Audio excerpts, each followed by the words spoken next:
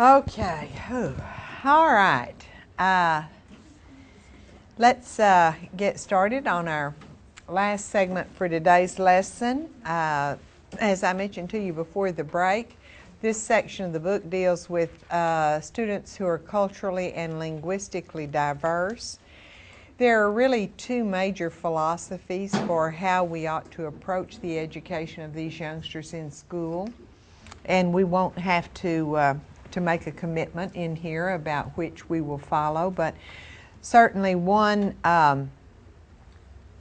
group is the group that advocates the assimilation of cultural diversity into the mainstream culture, and the notion here is that we have students from diverse ethnic backgrounds really assimilate over the course of a generation into the dominant cultural group and leave their own cultures behind. This was very much a predominant way of thinking when I was a girl.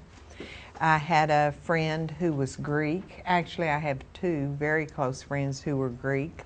One of them both parents were Greek, and another had a Greek father.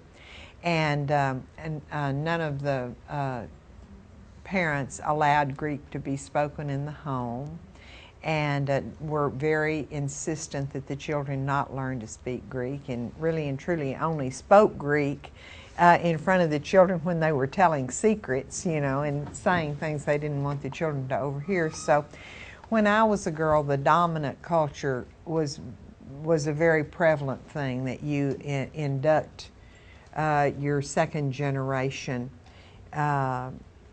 children into the dominant culture. Now we have more of a philosophy of cultural pluralism, the notion that encourages children from diverse ethnic backgrounds to really retain their own culture while at the same time succeeding in school. In this case, we see evidence in schools of things like culture fairs and things, and celebrations of diversity, and instruction on different religions of the world, and different languages and social customs and things like that. And so we tend to emphasize sharing and learning about and celebrating the cultures of the students who are represented in our room more than trying to promote a dominant culture. And certainly this concept of cultural pluralism becomes increasingly important as the numbers of children from diverse cultural and ethnic groups increases. And as I mentioned to you before the break, in the city of Houston, we have students who speak about 63 languages, maybe more by now for all I know. So the goal of our multicultural education is to really increase our awareness and understanding and appreciation of different cultural and linguistic groups. Sometimes, particularly in a metropolitan area like Houston, we have students who may have been born in a different country and may be immigrants themselves, or they may be children of immigrants whose parents don't speak English, and they may reside in homes and come to school from family backgrounds in which English is not spoken. Certainly in the Houston area, as in most of the United States, Spanish is the second most common language spoken in the schools. Your book cites throughout the American school incidences of about 72 different languages that are spoken by students attending schools, and we certainly have a variety of approaches to educating youngsters. It is a matter of great debate about whether or not students should be immersed in English-speaking classrooms, or whether they should be combined in classrooms. And right now, certainly in Houston, bilingualism has received a widespread popularity. We have many, many bilingual classes, and there's lots of support for bilingualism in the professional literature. I have a doctoral student right now who just completed her candidacy paper, and the subject of her candidacy paper was language acquisition, and basically what she did was study a population of bilingual college students, which of course she obtained from the University of Houston. They were all Spanish speakers. But what her theory, which she was able to document and validate in this research that she did, her theory is that it's not necessarily the age at which you start speaking a second language that makes you an efficient and native-like speaker of that language. But one of the things that increases your proficiency at a second language is proficiency in your first language. In other words, if you happen to be born in a home in which Russian is spoken, and you learn to speak Russian from your parents, one of the things that will be very valuable to you in acquiring English as a second language is having a thorough and proficient ability and understanding of the way you speak Russian. So if you're a better Russian speaker, you will also be a better speaker of English.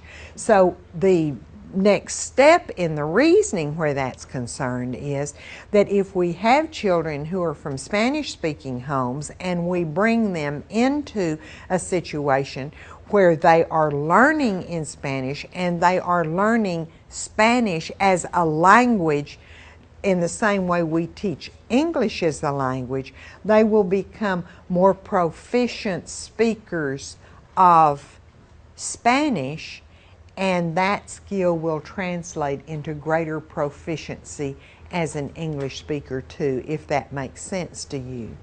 And I do know this. I work with two other people who have acquired English speaking skills as adults, and both of them are extremely proficient speakers of English.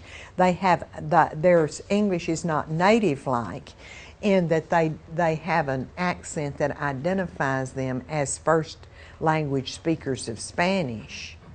But as far as the grammar and vocabulary and sentence structure that they bring to the English language, they are totally native-like in their, for example, when they're writing things. You can't identify them as non-native speakers because their English is of a sufficiently proficient level. And that really made me give second thought to the notion that we should immerse children initially in English. Though there is some research, on the other hand, that indicates that children can acquire 2 or 3 languages quite early in life as well. So this is still a controversial area, and one I think we will be exploring and researching for some time to come. But certainly in Houston you are likely to be in an elementary school. Some of you may be. Is anybody majoring in bilingual education? So several of you in here are preparing to be bilingual teachers, and that's some research evidence to support your theory and that philosophy of teaching. Now then, IDEA includes some specific stipulations for cultural and linguistic diversity, and one is, you may remember from the earlier chapters, that we are required to assess students to the maximum extent possible using test instruments that are culturally and linguistically unbiased. We must make sure, for example, if we're testing someone's ability, that they are fluent speakers of the language in which they are being tested. We noticed early on that there's overrepresentation of certain cultural groups in special education. For instance, we know that African American students may have been mistakenly classified for behavior disorders and this sort of thing because of cultural misunderstanding. And we know that language abilities may cause students to perform on tests differently with test examiners, depending on whether they're familiar with the test examiners or not, or whether or not these examiners speak a native language that's familiar with them. So we need to make certain when we're testing children that we're doing so in a language they understand. And while this seems real simple with Spanish and English, because there are now lots and lots of people in all schools who speak Spanish and lots of people in all schools who speak English, it gets very obtuse if the student is speaking Vietnamese and is in a class in a school where there are children and there aren't any other Vietnamese speakers. And I'll give an example of a student that I have right now this semester in Quest 2. You all know you're in Quest 1, don't you? Good. Well, students didn't used to know that, so we're doing better at familiarizing students with the program. But I'm the site coordinator for Quest 2, and I have a Vietnamese. Does anyone in here speak Vietnamese? Do we have any? Ah, you do? Well, I have a Quest 2 student who is also Vietnamese, and she is in a predominantly Hispanic school. And of course she speaks English too, but she is placed in a room with a little girl who is unable to speak English or Spanish in this school where she is. And so fortunately, my Quest 2 student got put in the same room with this little girl who's Vietnamese, and the little girl had lots of behavior problems, and they were very unsure about her ability level and all of this. And the Quest 2 student has done so much good for this little girl in figuring out what she knows, what she doesn't know, what she understands, what she doesn't understand. Can you imagine how frustrating it would be to be dropped down in a school where you didn't speak there are two predominant languages and you don't speak either one of them, and nobody else there except your sister speaks what you speak? And so the Quest 2 student has been an invaluable resource, and we're trying to leave her in this setting so we can get this little girl straightened out and on her way. For example, I'm trying to get her to translate some tests that she can administer to this little girl. They don't even know if the little girl is mentally retarded or not, because they cannot assess her ability because nobody can talk to her. So there are all kinds of issues like this going on right now with this little girl who's in Quest 2, but it's an example of how, when you get away from the dominant languages in an area, how very confusing and frustrating this can be for children who speak an obscure language and happen to end up in a geographic region of the city in which they are a true minority, where they may be the only one or two in that setting who speak the language and don't have another adult there. So we know sometimes these kind of things come to bear in ways that are very disadvantageous to youngsters. If you were going to refer this little girl for special ed, who would test her? I mean, what would you find out about her? How would you find out if her problems are really language-based or socio-behavioral, or whether they're cognitive? It's difficult to tell when you don't speak the language. And no telling how many of her behavioral problems are pursuant to the fact that she's in a setting where she can't communicate with anyone or have any of her needs met in that setting. So these issues become very complex when you get beyond just the very superficial nature of Spanish-English kind of majority issues that we're accustomed to dealing with every day. But in general, we use the following considerations, and that is taking into account test scores as only one indication of potential performance. We need to make multiple observations of the students' behaviors across a variety of settings. We need to know that testing by itself is insufficient for special ed placement, and if you will recall, is against the law. It has to be combined with adaptive measures of retardation as well. We need to obtain assistance when needed from bilingual and diversity experts that can help us in the evaluation of the performance of kids who have linguistic diversity. And we need to certainly work closely with the families to make sure that we're obtaining valid and relevant information about their performance. We know that it is important for us to create open and accepting classroom environments that ensure children from all cultural and linguistic backgrounds feel comfortable in class.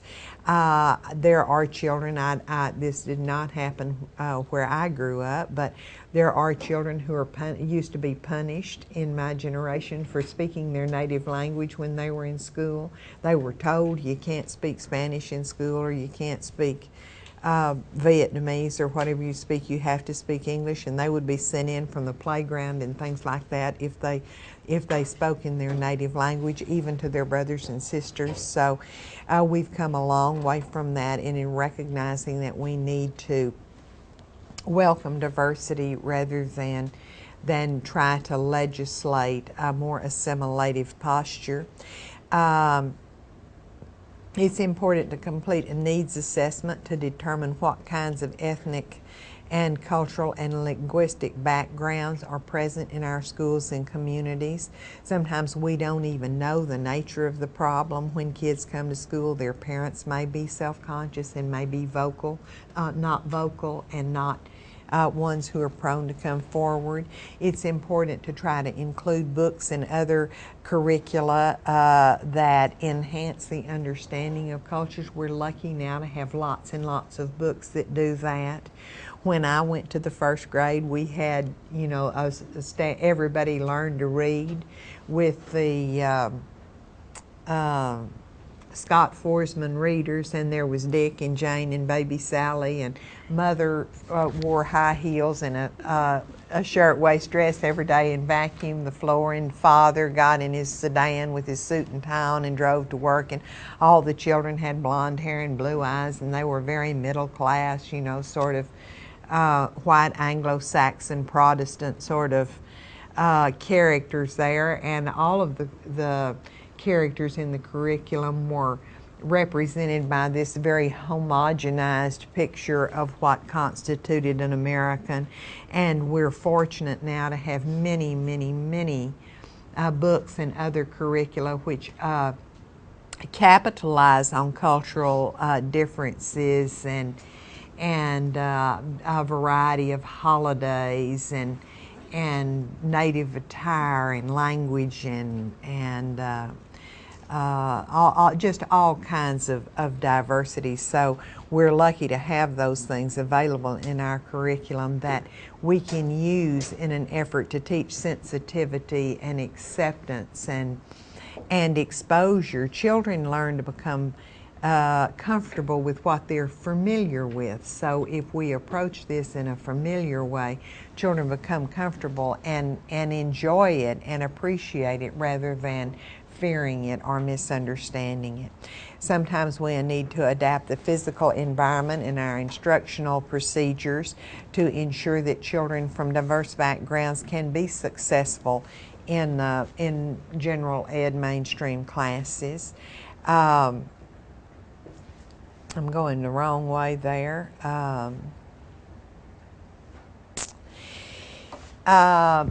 We also need to talk a little bit about students who are at risk. When we say students are at risk, what do we mean? What does this mean, at risk?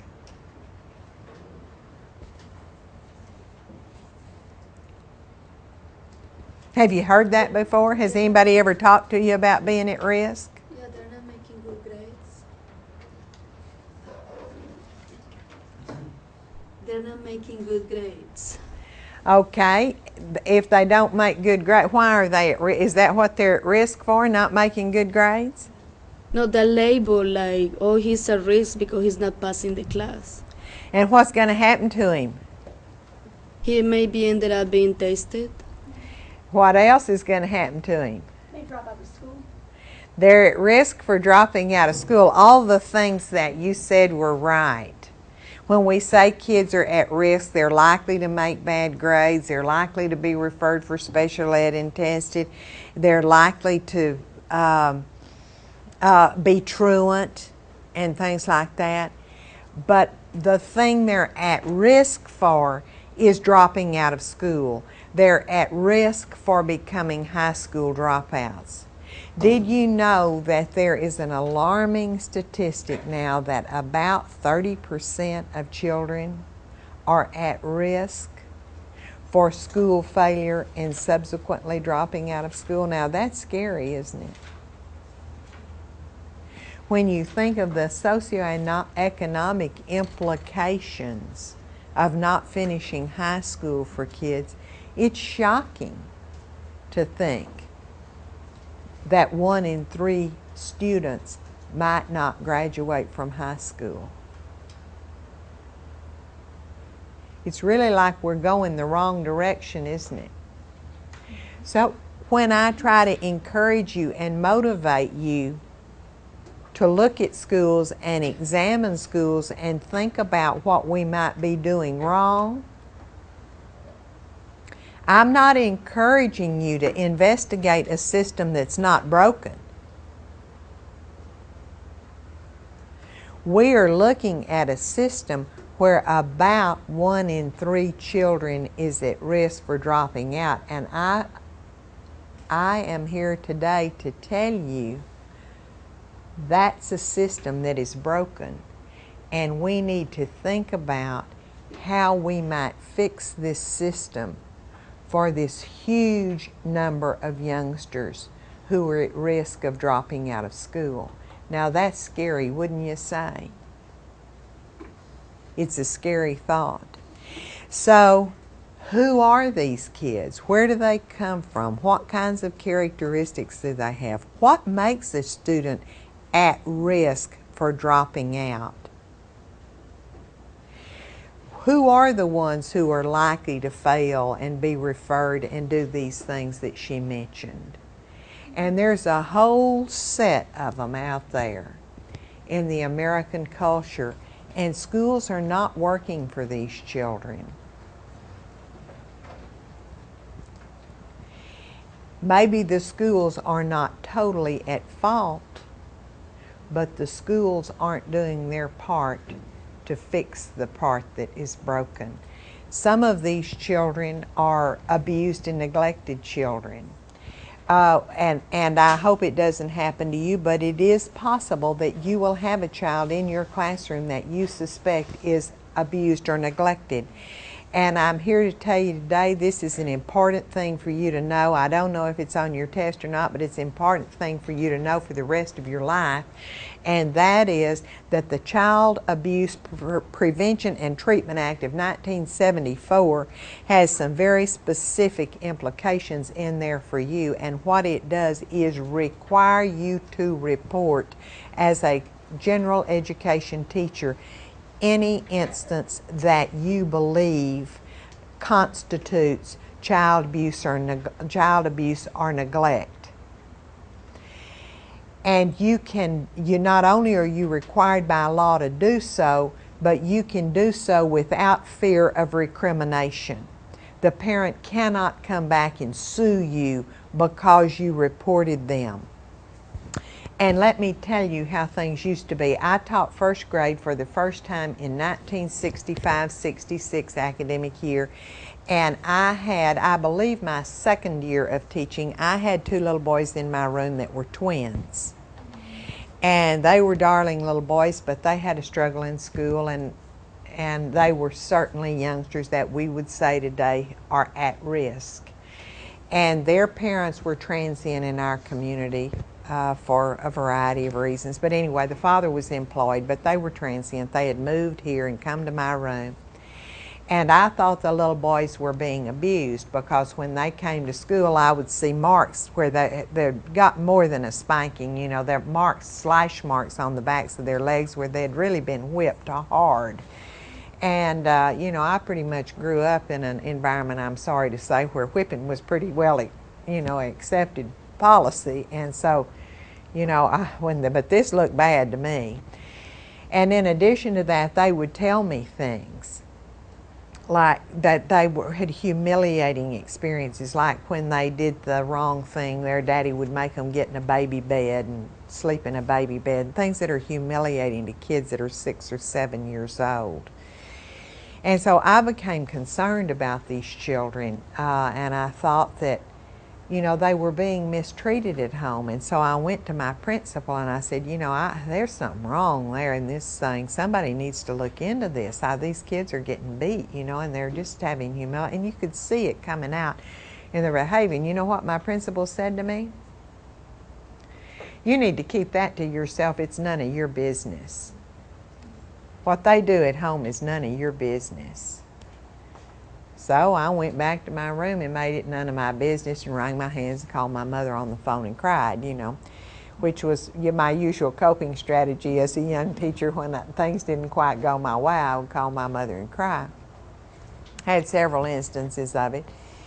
But in any event, you're not in that position anymore because of the Child Abuse and Prevention and Treatment Act of 1974. We have gone the other way, and not only do you not have to fear recrimination, you are required by law to report any incidents of suspected child abuse or neglect. Now, homelessness is a factor that unfortunately is on the rise in our country. These are youngsters who, of course, have no permanent residence or shelter at night. They may be sleeping in cars or somewhere else. There are also youngsters in between those who have homes and those who are homeless.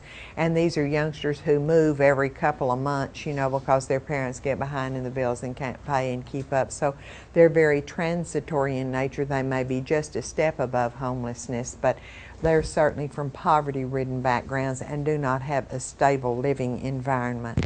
But there are many, many, many barriers that these children face in terms of competing at school with their same age peers. First of all, the transience is a problem. The moving from one environment to the next. They may be in 4 or 5 schools in one school year. They may certainly not have money and things like this for the school supplies and lunches and things that they may need. They may not have appropriate clothing, or it may not be clean, or they may not have the proper hygiene. So there may be many social barriers that they have, along with just the fact that they're not in school. They're not there, and when they are there, they have social barriers that prevent them from fitting in and getting along with other children. And these youngsters are very very troubling to us as teachers, and certainly kids that we often fail in life. Many of these youngsters have parents who are alcohol or substance abusers. For those of you who are going to be teaching in the middle school and higher grades, you may have students who are substance abusers. Certainly those who use narcotics themselves or alcohol to excess will certainly not be in a position to achieve in its school, and substance use in and of itself puts someone at a high risk.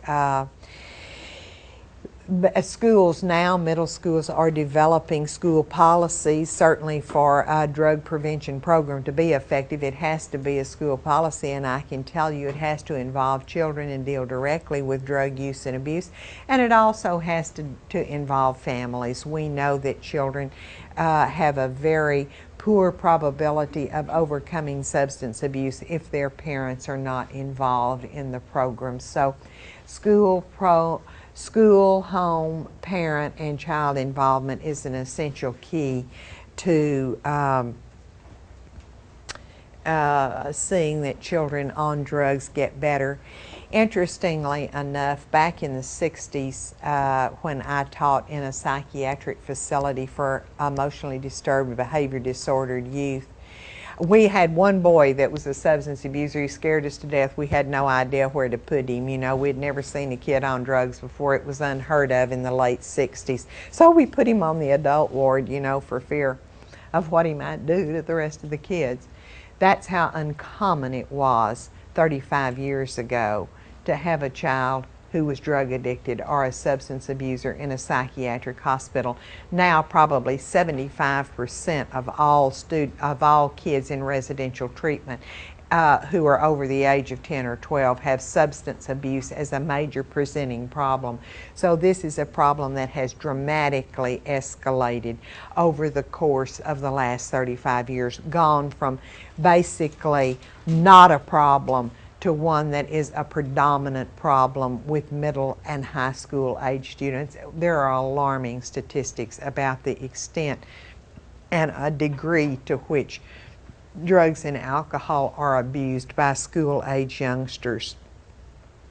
But the thing I want to talk to you most about today is poverty, because I think poverty is the single issue that is likely to bring together kids who, the common factor in youngsters who are at risk for school failure is often poverty. If they're poor, they are more likely to abuse drugs and alcohol. They're more likely to be from families where drug and alcohol is abused. If they are poor, they are certainly more likely to be homeless, or certainly all homeless, and transitory families are poor. People don't wake up every day and decide, I want to move every month to run away. I have plenty, but I want to move every month to run away from the bill collectors. So poverty is a major issue that binds together children who are at risk for school failure. Also, as a young teacher, you are more likely than not to be placed in a school where socioeconomic status is an issue. We have many low SES schools in Houston, and many of you as young and beginning teachers will be in low socioeconomic schools. I will hardly take a school in Quest 2 that is not a low socioeconomic school, because I don't want to use high SES neighborhoods to prepare you to teach, and knowing that you're going to graduate from here and then go get a job in a school where 90% of the kids are on free lunches, and you've never worked in a school like that before. The issues are different in low SES schools and high SES schools, and there are some wonderful poverty schools. But if you're going to learn to be a great teacher in those schools, you need to gain experience working in those schools and learning what kinds of techniques and structure and things work.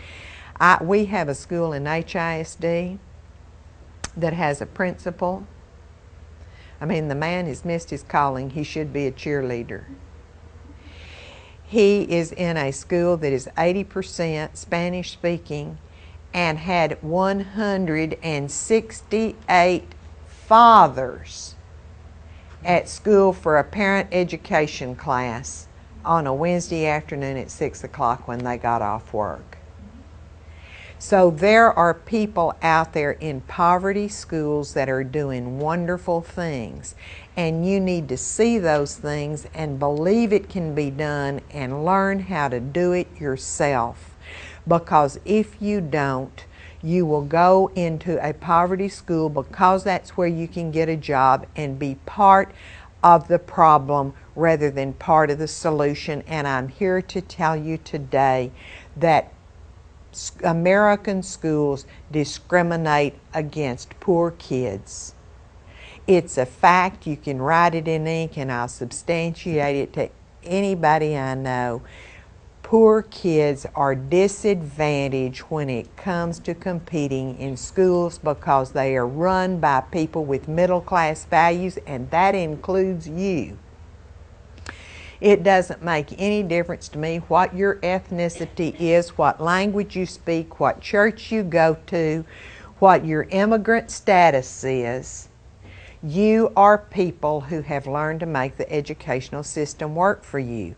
I know this because you're sitting in these chairs in my college class. You've learned to make the educational system work for you, and you are going to be teaching children most of whose parents have not learned how to make the American educational system work for them, and they don't feel empowered to make that system work for their children. So they will unlikely serve as the kind of parental advocates that you will serve for your kids. I knew how to work the system. You think who has kids in here? My woman with all the children, she's gone. Tell her she should have come today, huh? Who has children? All right, you never say anything. Let's pick you. How old are your children? He's just 2, but he's in a preschool, Montessori preschool. Oh, a Montessori preschool. Why did you pick that? I attended a community college first, and the Montessori preschool was part of the community college. Do you think that's a pretty good school? Yes. What kinds of things will you be looking for when your son or daughter? The son. What kinds of things will you be looking for when he starts to kindergarten? Most of all, the teachers. The teachers are really great. They're loving, despite all the things that he can do. How do you think you'll find such a teacher? I'm not sure. I just look for their personality and how they present themselves. You'll probably go up and talk to the school, won't you? Yes. Oh, me too. I always went to visit the magnet coordinator. And I said, I was just wondering if you had given any thought to who would be a good teacher for my little, ones. Oh, well, yeah, they're going to put them in the best room with the best teacher, because why? Why are they going to put my kids with the best teacher? Because you're checking up on them? So they don't want to listen to me complain. I say, oh no, there she comes again. Yeah, we better take care of this so we don't have to hear about it later, right? You're going to go up there, you're going to check out the best school, the best teachers, the best programs, how you get into those programs, aren't you? Because you were pretty good at school yourself, weren't you? Yes. Yeah. Yes, she says. Very hastens to add, oh yes, she was very good at school. So you know how to make schools work, don't you? And you're not going to let anything too bad happen to your little boy, because you know how schools are supposed to be. But there's a whole population of parents out there who also love their children very much and are very concerned about their children. But first of all, they have very little faith in the ability of making the system work for them. And second of all, they don't feel empowered to control and manipulate the schools in the same way we do. So unfortunately, we have kids who have parents who don't fend for them very well, and a system that discriminates against them as well. So one of the things I want to encourage you to do is look at your students who are high risk. They may have come from low SES families. Their mothers may not have had appropriate prenatal care. They may be the product of environments where there is drug use, or born of substance abusers, and even were born with health-related problems because of those. They may have had teenage mothers, or suffer from poor nutrition or poverty, or the lack of things.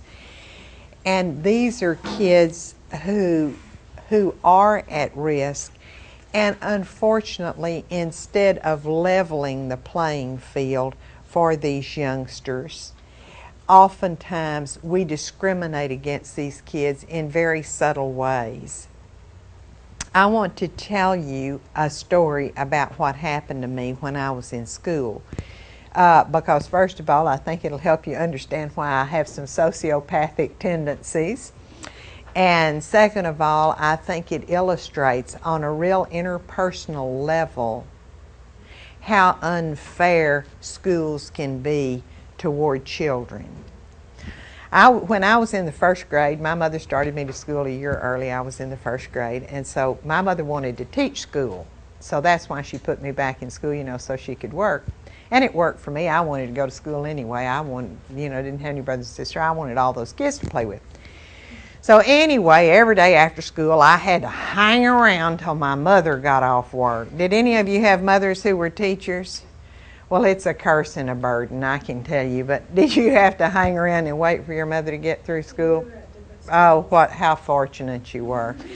It didn't happen to me, so I had to hang around after school. Well, all the kids went home after school. But there was this one little girl that stayed every day, and her name was Lily. And so since she hung around school every day, we got to be friends, and we played jacks together, and I liked Lily a lot. And I played with her every day until we went home, and she would start following us home, and Mother would send her at home and with a lecture, you go straight home now, go straight home and tell your mother you're there. And all of this seemed very natural to me. At the time, my mother bossed everybody around, so it seemed normal to me for her to boss Lily around too. But at the same time all this was going on, my first grade teacher, Miss Jackson, had a star chart. And every morning when the 40 first graders, we had a room with 40 first grade children. How she ever taught us to learn to read and write, I can't tell you, but she did. Anyway, she would line us up by the walls and she would say, okay, did you brush your teeth today? And did you clean out from under your fingernails today? And this was the most important moment of my life because we got gold stars if we had cleaned out from under our fingernails and brushed our teeth. And of course my mother got wind of this and scrubbed my teeth till my gums bled and dug under my fingernails until every trace of dirt was gone. And I always got my gold stars. But I couldn't enjoy my gold stars because I knew pretty soon she was going to come to my friend. And she was going to ask her, did you clean your fingernails today? And she was going to say no. And did you brush your teeth? And she was going to say no. And I would sit there thinking, why doesn't she lie? I know what I would do. I know the solution to this is Miss Jackson would never know really if you brush your teeth or not. Why doesn't she lie? But I knew that lying was bad, so I wanted her to figure this out on her own, but I couldn't tell her because I knew she really shouldn't lie, but she should. And so this was such a dilemma for me. On the way home one day, I said, Mother, this situation's happening in school, and she never gets her fingernails clean and never gets a gold star. Why doesn't her mother make her brush her teeth? I mean, I didn't want to brush my teeth. And she said, Mother said, I don't know. I doubt if she has a toothbrush. They live in a tent on the river. And all of a sudden it dawned on me that everybody didn't have a mother that had a toothbrush. And that school was really unfair if you don't have a mother and a toothbrush. So you say, that happened before the turn of the century. What does that have to do with anything today? Well, it hasn't been. It has been in this millennium that I had a Quest 2 student come to me and said, oh, I have this little boy in my room. He's so depressing. I said, oh, why? He said, he just sits there every day when they journal. And I said, why don't you help him journal? He doesn't really have a spiral like everybody else. I said, how come he doesn't have a spiral? I don't know, his parents don't have any money and he didn't bring any school supplies this year and he doesn't have a spiral notebook, so the only thing he has to keep his journal on pages and they're just all scattered inside his desk. And he just hates his journal anyway.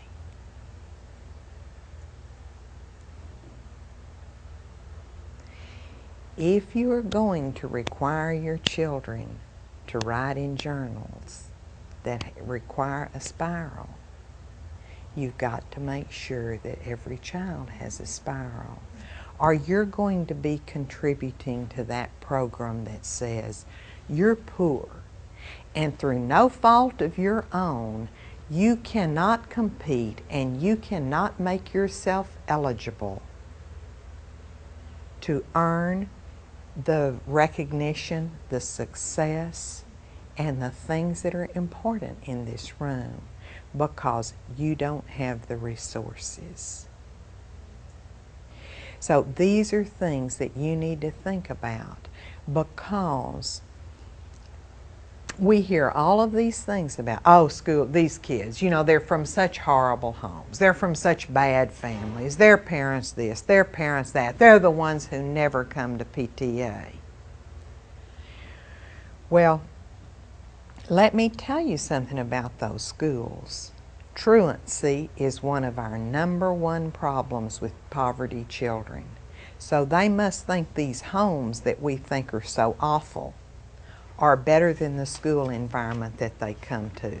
Because by the time they're in middle school, they're able to get there on their own if they want to come. So apparently they have decided somewhere along the line that schools are worse than the alternative of their homes, which we think are so bad. So I want you to think about these things because you're going to be in a position to influence the outcomes of the lives of these children. And you can't just go around willy-nilly making requirements and setting up expectations that some of the children in your classroom have no opportunity to meet. And we tend to think about these things and say, oh, that's ridiculous. But I observe them in schools with enough frequency to know that teachers often become insensitive to the day-to-day impact of poverty on children's lives.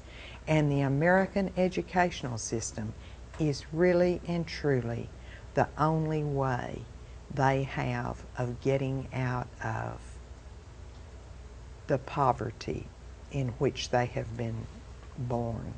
It's the one thing in our society that has initially, from the very beginning, been intended to level the playing field. And what I see is that instead of leveling the playing field, it really often provides barriers and discrimination to these children who are also otherwise disadvantaged in life by poverty as well as other exigencies that make them fall into the category of being at risk to start with. So we're going to take a work break now and let Kim do your guided practice. We didn't quite get to something else, violence or something. I hope you don't have any violence with your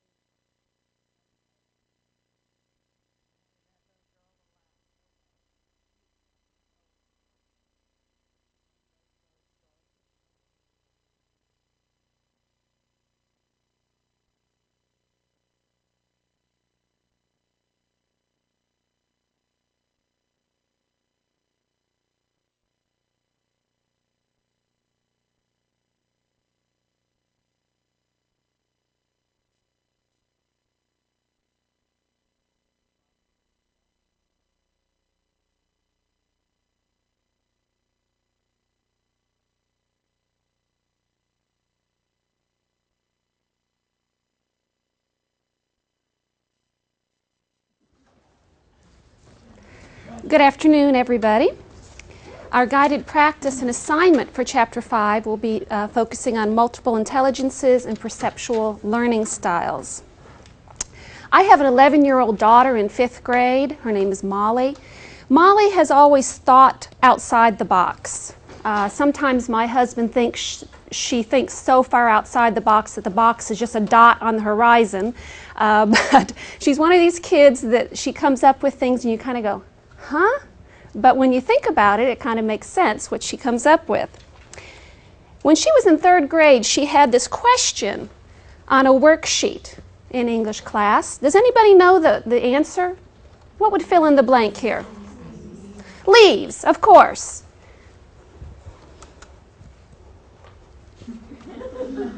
This is what my daughter wrote down is the answer to this. She brought it home. I thought it was kind of ingenious. I thought it was kind of neat thinking. But of course the teacher marked it wrong. It's not what she was looking for. Consider the classic case of the high school science exam. One question on the exam was, how can you determine the height of a building using a barometer? Well, most of the students who had listened to the lecture and read the book said, well, you measure the atmospheric pressure at the top of the building, measure the atmospheric pressure at the bottom of the building, and you use a formula to calculate the height. And of course, those students got the answer correct on the exam. Well, there were 2 students who did not get the answer correct on the exam. One said, take the barometer at the top of the building, throw it off the roof, time how long it takes until you hear the crash, and then use the acceleration through space formula to calculate the distance it traveled. He got the answer wrong. The professor was not looking for that answer. And then another student responded, well, I'd find the owner of the building and say, hey, Mac, if you tell me how tall your building is, I'll give you this beautiful barometer. Of course, the teacher got that wrong. He was just a wise guy. But maybe this student was really a wise guy. Perhaps that was a really simple way to get a very accurate answer. Now, I'm not advocating that students be smart alecks towards their teachers, but I am saying that maybe we need to consider that some children think in unique ways. It's not how smart you are, perhaps, but how you are smart. And that leads us to multiple intelligences. I'm sure you all have had this in class. How many have heard of Howard Gardner? Multiple intelligences? Okay. As we go along, if you don't have these in your notes, please write these down because in a minute we'll be using those in a little exercise. You don't have to write all the information, just the main titles. Howard Gardner developed the idea of multiple intelligences in a response to the idea or the theory that IQ was a single number as a result of a test. He wanted to show that children can have multiple ways they are talented, multiple ways they are smart.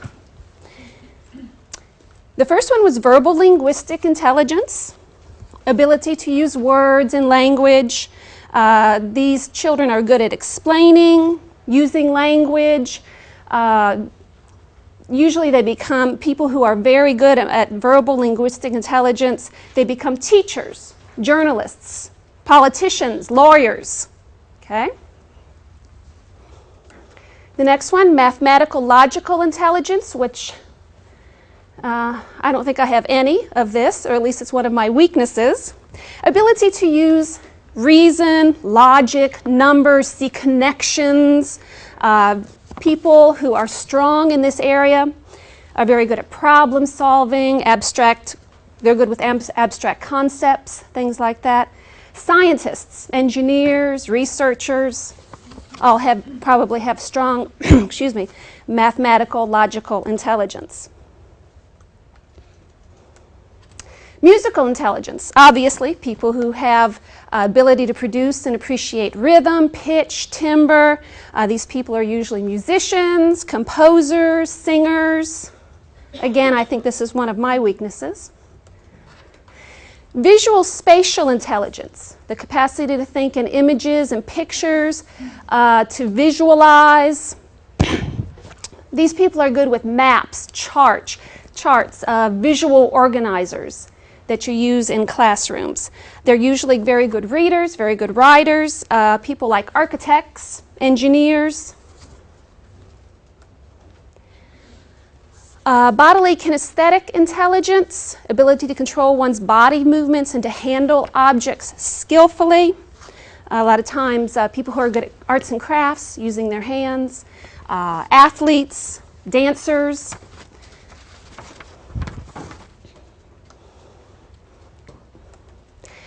Interpersonal intelligence, seeing people who are strong in this area, they see things from others' perspectives. They're good at listening, understanding others. These people, strong in these, you may pick a career like counseling, a salesperson, a politician. And then the last is intrapersonal intelligence. That's more of an ability to self-reflect, to recognize inner feelings, strengths, weaknesses within yourself. People who are strong in this may become researchers, philosophers. Let's take a look at a lesson on the planet Earth, perhaps be done 2nd, 3rd grade. I have several activity centers that the teacher set up in the classroom to help the students study the planet Earth. Let's look at the first one, the building center. The kids were to take clay and build the earth with the mantle, the crust, etc. Then they sliced their earths in half to see the cross section. What multiple intelligence do you think the teacher set this up for students who would be strong in this multiple intelligence? Which one of those that we just listed?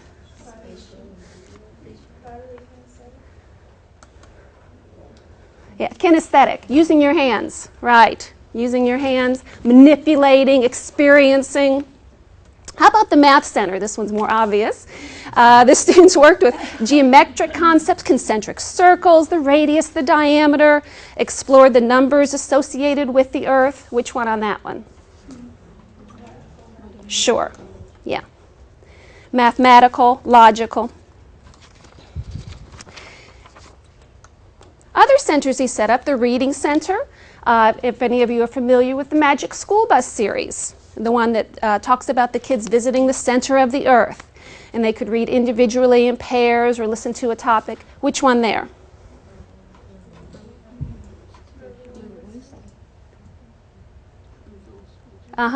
Very good. Visual spatial. Oh, I'm sorry, linguistic. Linguistic for that one. And the music center, of course. Students wrote songs, chants, raps. About 10 interesting facts about the earth is, of course, the musical. The art center, concentric circles, glued them, labeled the layers of the earth. Visual spatial, right, okay. It would also be kinesthetic. Some of these overlap because you're manipulating objects. The Working Together Center. Students work together with resource materials to answer questions. Working together, so it's interpersonal. Very good. And the Personal Work Center. Students did a fantasy writing activity on the subject, things you would take with you on a journey to the center of the earth. Intrapersonal. Very good. So you can see this teacher set up all of these learning stations for the students, and each one had something to do with one of those multiple intelligences, capitalized on one of those. And the students went around and did all of those centers during the week, and at the end of the week had a better understanding of the planet Earth. We also have to take into consideration perceptual learning styles. These are visual, which means students learn more effectively through seeing. These are students that will really benefit if you use graphic organizers when you're doing any kind of lesson. Okay? I am a very visual learner. Don't tell me, show me. Okay? Don't tell me how to get there. I need to look at a map. Okay? So, and I have to write down everything. I can never remember anything that you tell me, so I'm a very visual learner. Auditory. These are students that learn more effectively through hearing. They learn by listening. They're very good at recalling things that they've heard. Tactile. Learn more effectively through touching or hands-on activities. Students learn through their senses. They learn by experiencing. Kinesthetic, learn more effectively through complete body experience. This is why in kindergarten and first grade you do those active songs where it involves the whole body. When you do the days of the week, each one has a little symbol or a little body movement. These are very good for students who are kinesthetic learners. Group learns more effectively through working with others. And individual learns more effectively through working alone. I'm a very individual learner. When a professor tells me there's going to be a group activity or assignment, I just kind of cringe because I like to work by myself. I see lots of heads nodding. I like to work by myself, rely on myself. I don't really like to work in groups. I'm a very individual learner, but I'm sure some of you out there would rather have a group and collaborate and learn from other people and bounce ideas off of each other. Now, in these multiple intelligences and these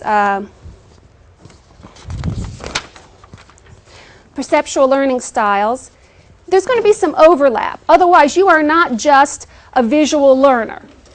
You can also learn auditorily, kinesthetically, tactily, or you are just not a visual linguistic person, a verbal linguistic person. You might also have qualities and strengths in other areas. Okay? And usually some areas will be stronger than others, and some will be weaker than others, of course. Let's look for kindergarten kids, okay, 5 and 6-year-old, learning shapes in kindergarten. Can anyone tell me what might be a good visual, students who are visual learners, okay, that they might learn best about shapes? Squares, rectangles, triangles, circles? Student who's a visual learner. What kind of activity could you do with a child that you know is a visual learner that they could be successful? Any ideas?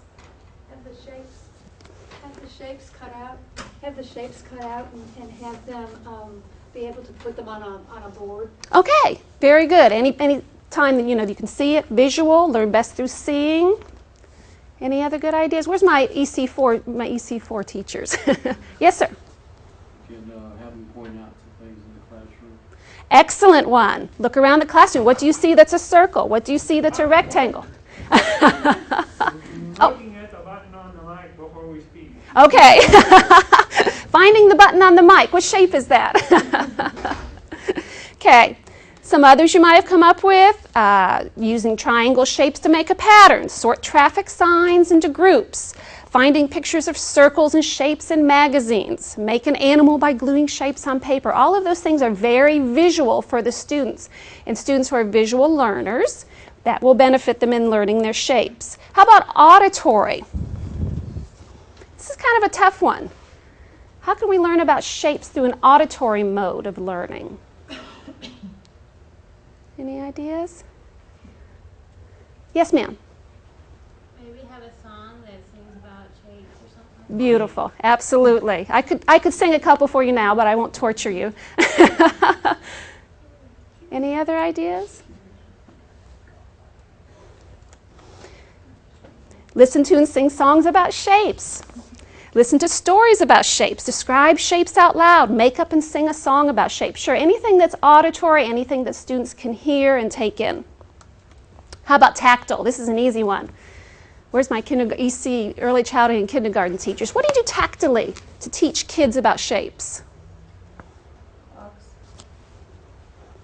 You're not going to press your microphone? Okay, she said blocks. Very good idea. Sure, I can feel it. I can experience it. I can build with it. I can manipulate it. Any other ideas?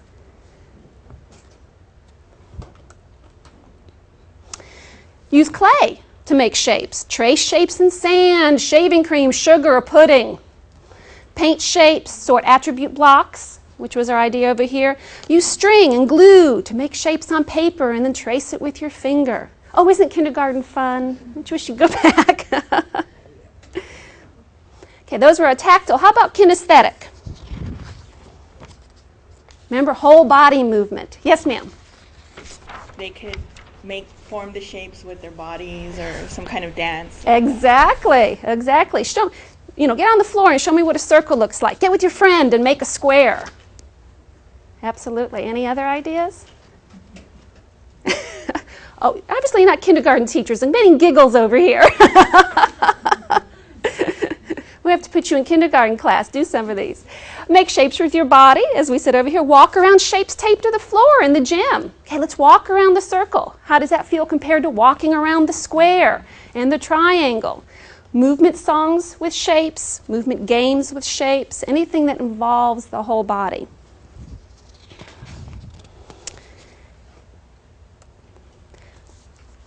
When you have a lesson, you want to be able to do vertical expansion with that lesson. There will be students who master that lesson very quickly. You see that they've mastered the skill, and you want to give them some kind of enrichment, okay? Something to do. As Dr. Goodman said, the little girl who finished in 2 minutes, finished her reading, well, what's she going to do for the other, 28 minutes of reading that day? Okay? And you will have students that do not master that skill the way you have taught it that day.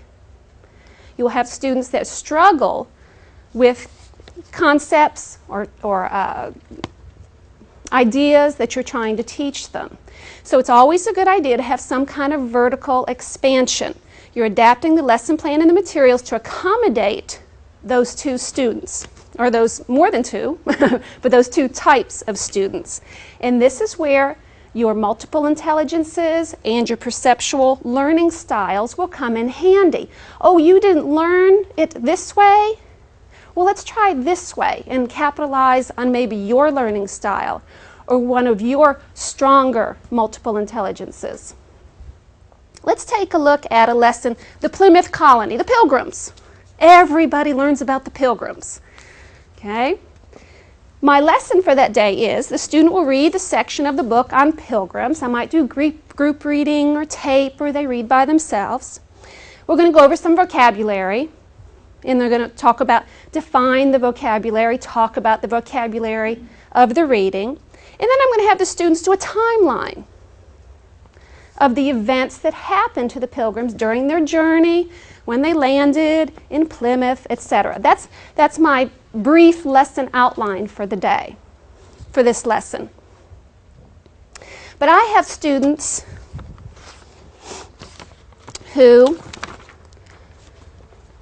they're just not getting it. They really don't understand the vocabulary. This might be their first experience with learning about the pilgrims. They don't quite understand the concepts I'm trying to get through to them. So some things I might do for them for vertical expansion. I might use a graphic organizer for those visual learners to retell the story of the pilgrims. I'll get out my felt board. I'll show them the Mayflower and the pilgrims and the colony. Draw what happened during the journey and make a book. Okay? For my students that are, it's hard for them to write or to express themselves in writing, we'll use some pictures to get across the concepts. We might do a skit about what happened to the pilgrims and then present it to the rest of the class. We might use mnemonic devices, pictures, visual, anything that teaches to their strong points. To remember that vocabulary. Now for my students who are likely to finish quickly, okay, oh, they read, they did their vocabulary, they did their timeline, I'm done. Oh my gosh, we still have 40 minutes in this lesson. I need something for them to work on also, okay, to enrich what they've already learned about the Plymouth Colony and the Pilgrims. I might have them write a diary describing life on board the ship during the journey. Do math problems about the Pilgrims. If we have this many people in the colony, how much food are we going to need? If we have this many people in the colony and this many people join them later on, how big a colony will I have? Any kind of math-related things. Draw and label a diagram of the Mayflower. Where were things on the ship? What was down below? Where did the people sleep? Search the web for interesting facts and make a poster or a pamphlet. Okay? Maybe some things that we didn't talk about in the lesson. Oh, look at these things. These are very interesting things I want to share with the class. Construct a diorama of a pilgrim village. We can look at a picture in a book, but what did it really look like? Well, construct a little model for us.